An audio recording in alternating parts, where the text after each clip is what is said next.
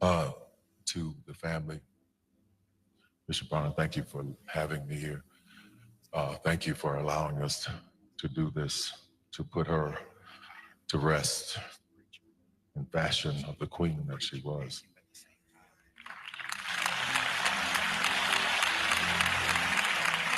To the family, I want you to know something, especially her children. My mother died at 64, and Angie was a year younger than my mother was when she passed. But in her song, she said, in time, it gets a little better. So my prayer for you is that time is kind to you. Everybody who came up here talking about Angie, I didn't know her like a lot of other people knew her. My experiences with her would be me going to a show or talking to her. I remember one time she was doing a show at the Civic Center, and I went to see the show, and she was telling me some things that were going on, and she's like, would you come on stage when I sing Brother? I was like, yeah, absolutely. So I'm there, and she's singing the song, just singing her heart out and her soul.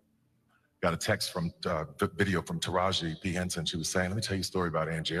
Then I started hearing all these stories about her.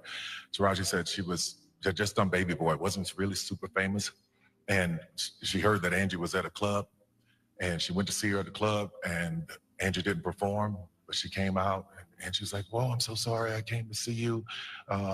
And she's like, that promoter ain't have my money, so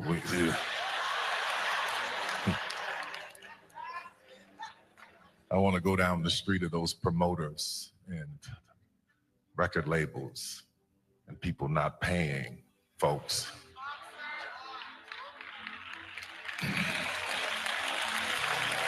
But anyway, Taraji said she took her in the corner and she sung a song for her in that club. That's the heart of a person. That's the soul of a person who cared about her fans, who cared about getting paid. You know, I was being interviewed by this woman once, and she was telling me, she's like, Tyler, I just want to tell you, I can always tell when they're going to go left, because the interview starts, all these questions, and then it's like, you know, the black women in your movies, do you portray them? It's such negativity, and they're always going through something, and they're always, and just a black woman. I asked her, I said, you've been through something? She's like, my life is great. I have a great husband, my kids are great, everything's wonderful. I said, God bless you that you can live a perfect life. That's wonderful. Then I turned to her and I asked her, I said, how old are you? She said, 25. I said, baby, keep living. But I look at these young folks who are living these lives and they think that it's supposed to be the way that it is on Instagram. And they're forgetting about the people who have paved the way for them to be in that situation. They're forgetting about the women like Angie Stone, who's been in the business all of these years. You're gonna forget about what she did, all of the people that she put on and helped.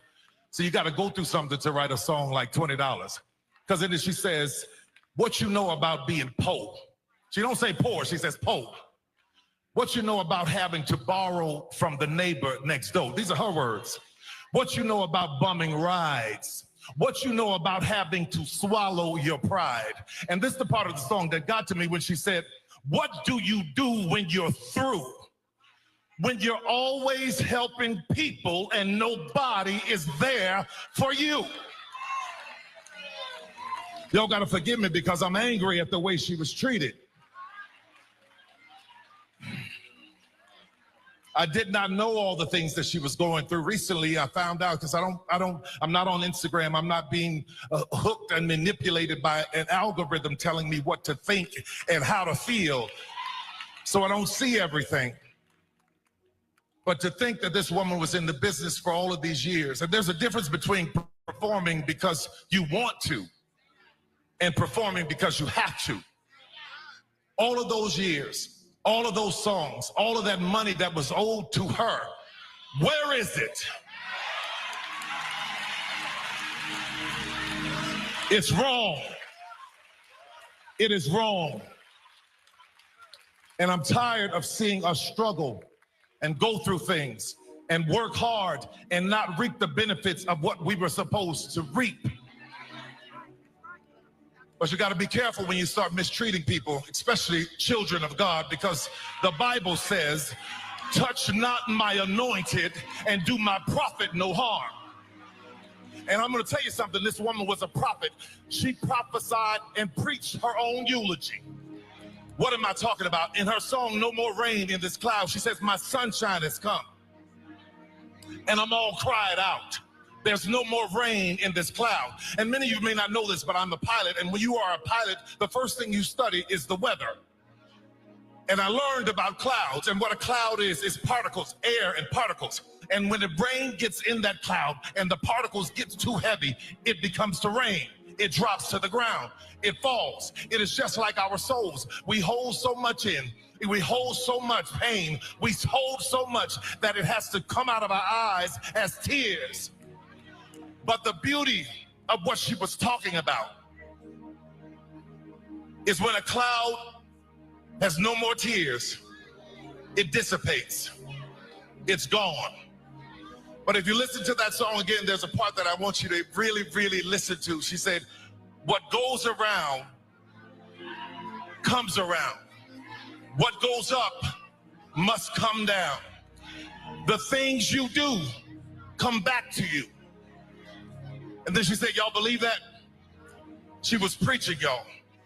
I can take you to the word where in Galatians it says, be not deceived. God is not mocked. That a man soweth, he shall also reap. This woman sowed good things to people. She sowed kindness to people. She sowed joy to people. She sowed love and her voice to people.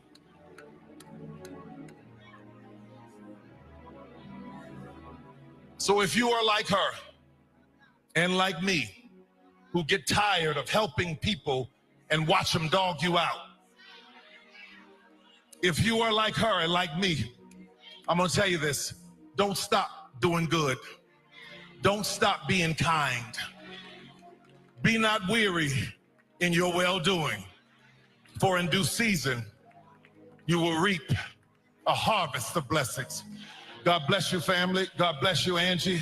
My heart, my soul is with you. I'm so glad that there's no more rain in your cloud.